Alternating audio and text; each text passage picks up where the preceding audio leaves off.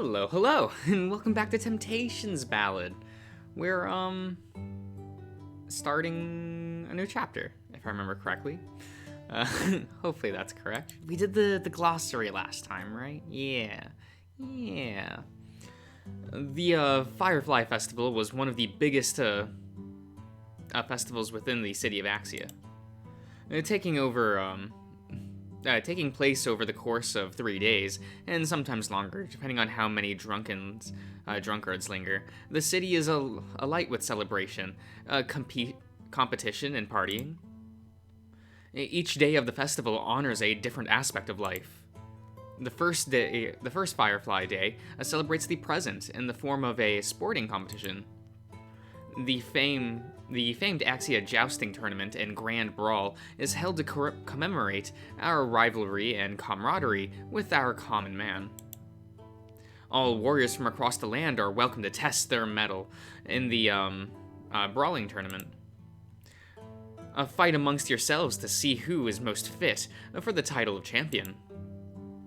The City Watch would like to remind all fighters to provide the blades of their weapons, to cover their blades of their weapons with protective wax that the festival organizers are providing in order to prevent the great toe chopping incident from ever reoccurring. The city clerics were exhausted after spending hours magically reattaching lost digits and firmly request brawlers avoid any under-the-belt tactics. The winner of the Grand Brawl will receive a handsome cash prize provided by this year's sponsor, House Osmia, who have generously taken up organizing duties after the present passing of our beloved king and queen. More refined and noble individuals may prefer the grace of the jousting tournament. Participants are required to bring their own steed in order to qualify. The winner of this tournament will be gifted a boon from the Honorable House Osmia. Many thanks for their incredible generosity this year. The second day of the Firefly Festival is in honor of the past, spent honoring our loved ones who have passed on. The lantern lighting event will be held at midnight in Central Town Square. This year, a great mural of our late king and queen shall be erected upon the town square gates in their memory. All are encouraged to attend. Finally, the last day of the festival is in celebration of our future to come. Parties and alcohol will fill the streets with jovial cheer. Remember to have fun and enjoy yourselves. Festival organizers would like to remind all attendees to remain clothed while in public areas. They're gonna have to remind Cole that. Artemi flipped through the festival pamphlet with a giddy grin, her tail wagging impatiently as she sat in the Bonebreaker Guild lobby. I've never attended such a crowded event before. Of course, I will focus on our goal of investigating the nobility, but I hope we will still have time to partake in the festival while we're there. Do you think we could spare some time for recreations today, Cole? Cole? Where did you... Artemi glanced about in confusion. There was a low yawn as Cole whoops. Let's move that. Staggered into the lobby and squinted at her with half-lidded eyes. The three of them had agreed to meet here at the Bonebreaker Guild. I'm gonna sneeze. Oh my god.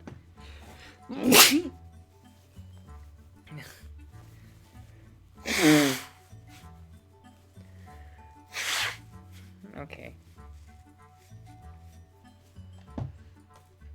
Hope you all enjoyed the ASMR. The three of them had agreed to meet at the Bonebreaker Guild early this morning to prepare for the festival, but Cole was never one to stick to a schedule. It appears he wasn't the only one. Sid was also nowhere in sight. Cole stifled another yawn before stumbling his way towards Artemi's table and stealing a gulp of her tea. Hey. Are you still reading that damn pamphlet? The daytime events are kinda okay, but the real fun comes at night at Rotten Reed's Alley, if you know what I mean. The gay bars are always fully packed during the festival. Artemi blinked. What makes these specific bars more happy than the average? Nicole sighed and stole another swig of Artemi's tea. Don't worry about it. Anyway, there's something else I gotta ask you about. He spared a quick glance around the Bonebreaker lobby. At this hour, nobody else was around, and it looked like Papa hadn't gotten up yet. Good. Cole discreetly dug into his pocket and tossed a handful of arcane crystals onto the table. Gotta ask you a favor. Can you charge up a few of these crystals with some combat spells? Now that we're diving into this investigation, we might run into that cloaked mage again. Especially me, since I've got the, never mind. As a guy with no fighting ability, or offensive spells, I want something up my sleeve in case, shit hits the fan again. Artemi frowned, confused. Why would,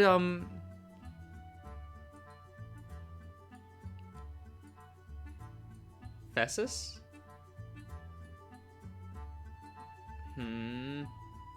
Ever, collide with a...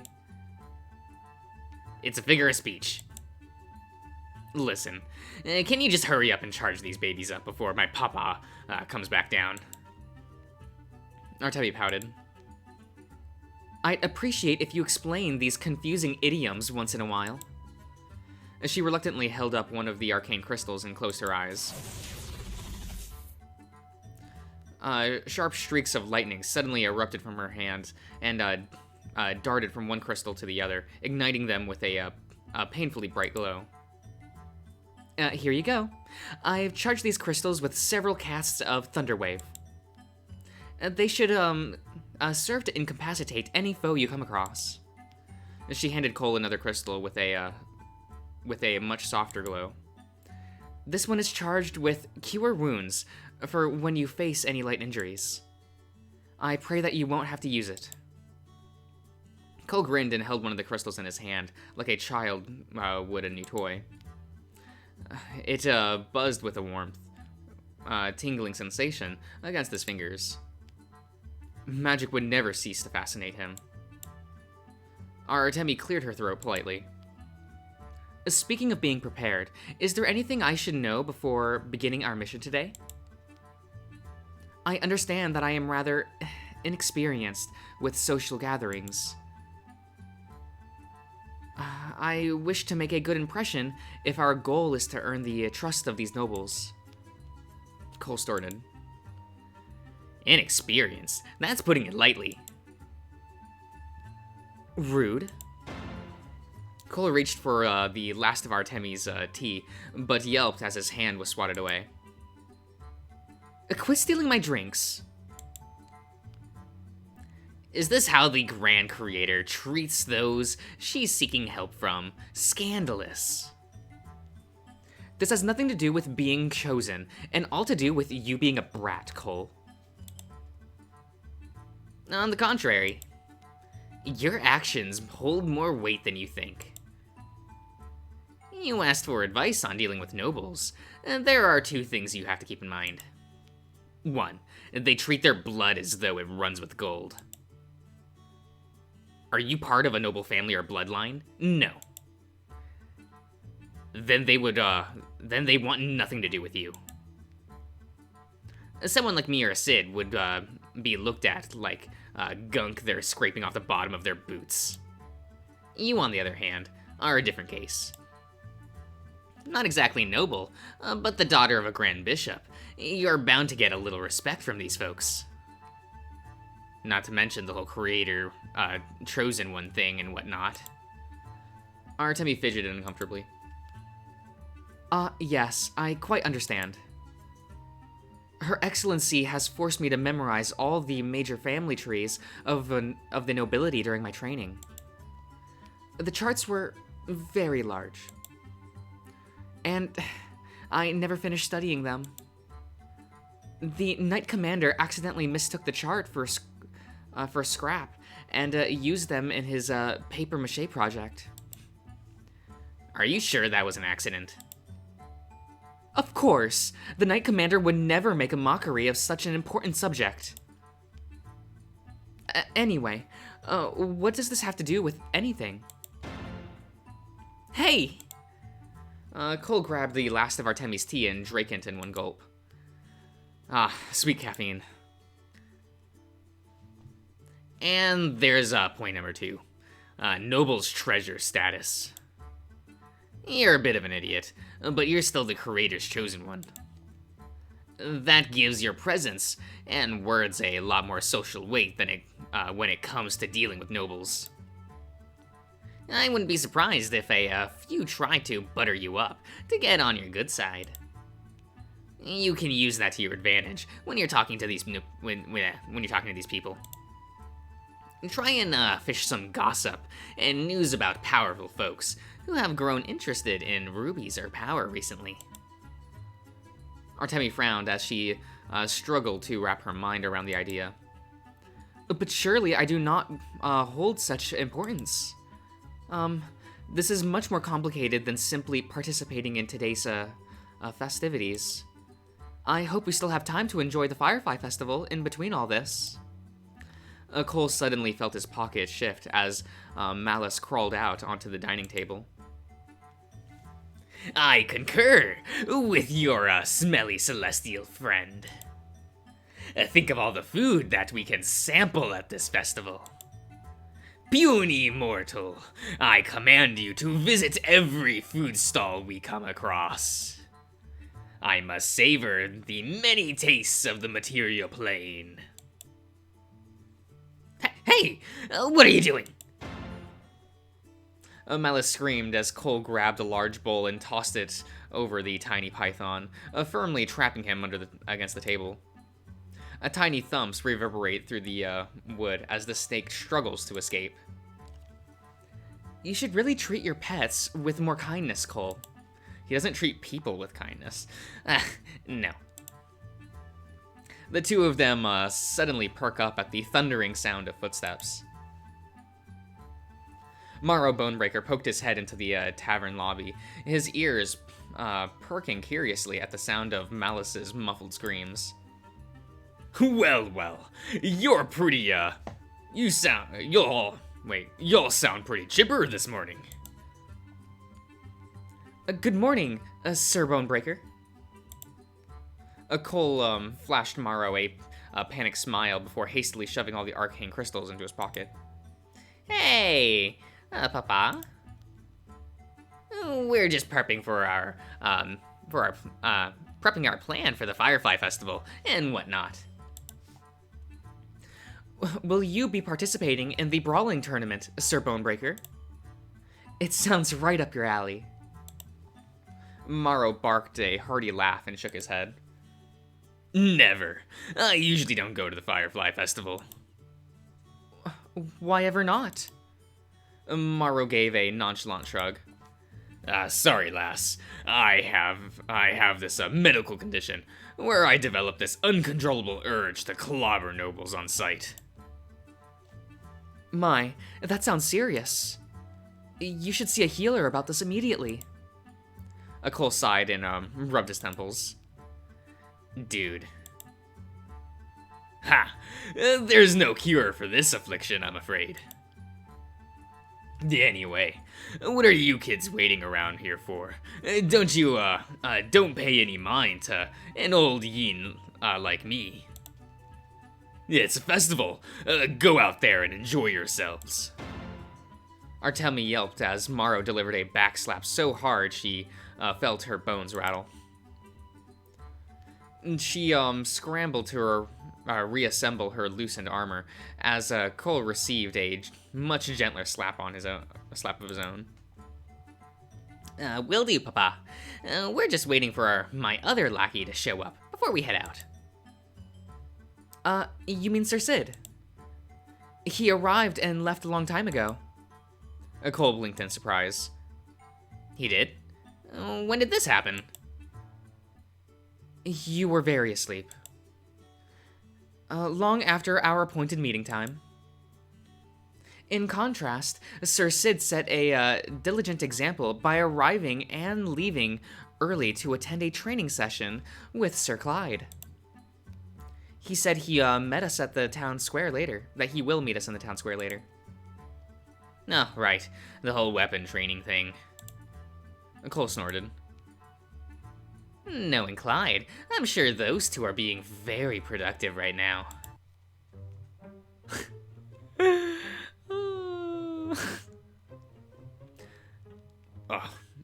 Oh man, I've already forgotten what I did for Clyde. Whoops.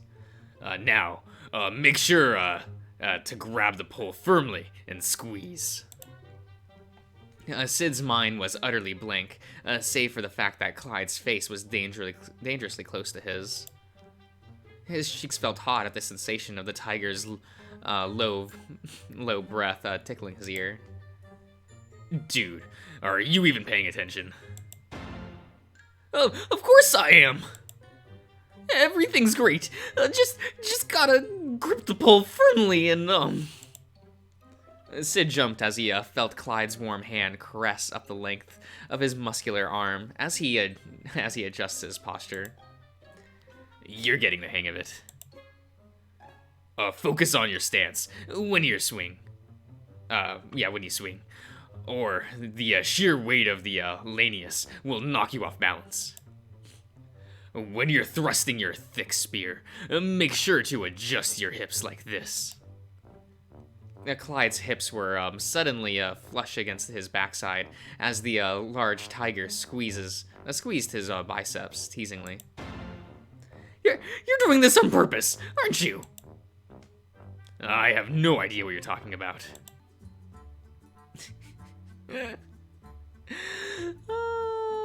Okay. I am sure they are being hard-working and disciplined warriors. You should learn from their example, Cole. Doubtful. Cole took another sip of tea and frowned at his empty cup. I'm glad Sid's hanging out with Clyde, though. He could use some friends who aren't the two of us. Clyde's a clever and caring guy, too. He'll catch on to what Sid needs. Artemi blinked. What do you mean? You mean you haven't noticed? Sid's been all mopey and twitchy since yesterday's training exercise. He's not very good at hiding it. I did notice that he had been rather uncomfortable in my presence earlier this morning. He was very hasty to leave. Artemia bit her thumb with a worried frown. Have I done something wrong? I didn't mean to upset him. Cole sighed. No, you haven't done anything wrong. Just keep in mind who you are. Sid's never been a very self-assured guy. Being near you, it might be a little difficult sometimes. It's a complicated thing that Sid needs to sort out himself. He scratched his chin thoughtfully. The two of us butting in would probably just make things worse. Let's give him some space to think, yeah? Artemi stared at him quietly for several long moments before finally nodding. I don't think I understand. But if that is what you believe, I will trust your judgment. Cole glanced up in surprise. Trust in me? A horrible decision, really. Artemi shot him a begrudging smile. Self-deprecation jokes aside, that is a gamble I am willing to take. You've been a fairly dependable leader thus far, disregarding your cowardly scuffle at the fighting ring. Even then, you managed to do the right thing in the end. Not really. I've just been doing all this because you're fucking scary when you're angry. And like, 3 different parents guilt tripping me is hell of a to hell and back yesterday. If I fuck this up, I don't think Miss Shriek would, or that hot polar bear, would ever let me see the light of day again. The knight smirked. Ah, I see how it is. If you require someone to yell at you to be a good person, then I will happily be there when required, Cole. Cole grimaced. Is that supposed to be comforting? A deep, hearty laugh shook the Bonebreaker's lobby. Cole yelped as Morrow suddenly delivered an encouraging backslap that sent him face first into the floor. Look at my boy, all grown up and keeping an eye for his little lackey. Ah, it almost brings tears to my eyes. Cole clambered back onto his feet with a pained wheeze. All right, that's enough mushy talk. Let's hurry up and head to Town Square for the festival. Artemia bolted up and beamed excitedly. Excellent. I simply cannot wait to see what the festival has in store. Hurry up, Cole. Hey, hold your...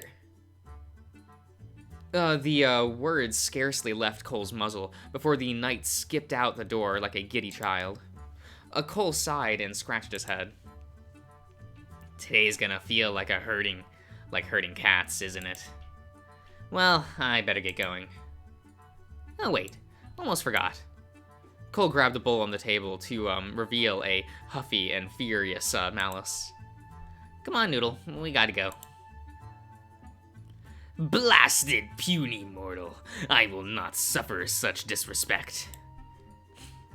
Brace yourself for the day I return to full power, for my rage will be tenfold.